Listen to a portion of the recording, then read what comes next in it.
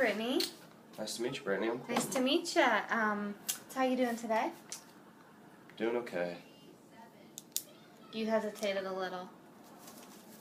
Well, I just haven't had anything to drink yet. Okay, so it says that you're here because Judge ordered you to have probation for the next 6 months because of an OWI. Yes. Okay. You think you have an issue with alcohol? People think I do. I don't think I do. And why not? Why don't you think that you do? Because I only do it on the weekends. It's not a nightly thing for me. Okay, this is your third OWI though. That's a problem with driving. So we can maybe work on some alternatives and maybe some altered thinking with that, because you admit you do have a problem with that, right? Yeah, I think I'm the Hulk when I... Okay. And I think I can do anything. All right, so when you drink, do you do it alone? Do you always go out? Do you do it with friends? With friends. And do you do it at home? Or do you go out usually? Both. Okay. So sometimes you're at home, just with friends though, not alone. Not ever by myself. Okay. And so how many drinks per week would you say you have? 13. That's a pretty exact number. So how many per night would you say? I mean, are you going to have a couple shots? Are you going to have a fifth? Are you going to have a six-pack? We can say a fifth a weekend. Fifth a weekend, okay. Okay, and you know that now that you're on probation that you cannot have any alcohol, right? That was in your rules that we gave you last week. You can't have any alcohol now that you're on probation. I wasn't aware of that. I didn't read it. Okay. Yet. So, is that going to be an issue for you? I think. Okay. So we need to maybe think about some IOP classes. What is that? Intensive outpatient. Okay. To help you sustain from that, right? Because it's going to be an issue. Yeah.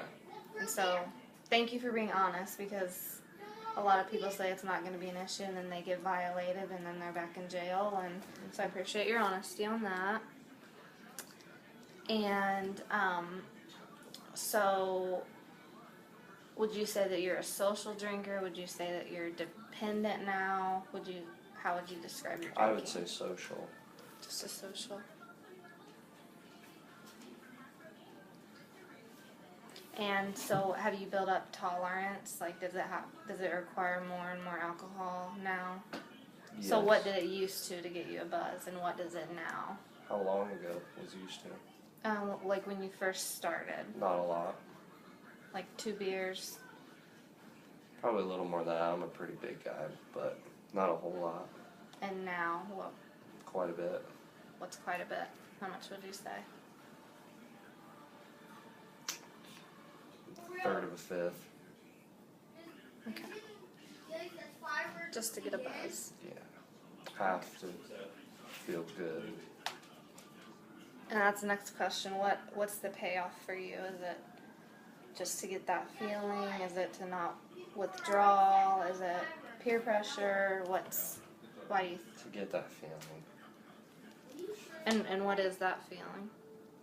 I don't know how to describe it. It's a feeling of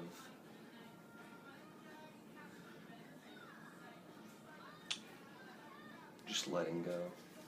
Relaxation. Relaxation, that's good. Okay. Alright, and so what do you think you're going to do now that you are not able to drink to relax? Golf. Good. I'm glad that you've been thinking about other things to occupy your time. Is that it? I think Golf? so. Work?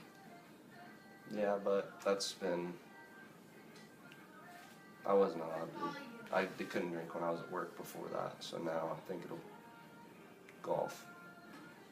Awesome. Okay, well, I'm gonna go over this more, and next week we'll talk about maybe the family dynamics, who you're living with. Is it stable? Is it gonna be a trigger for you to start drinking again? Do you have any questions for me? No. No? Okay, well, thank you. Thank you. Nice to meet you. Nice to See meet you next week. Bye-bye.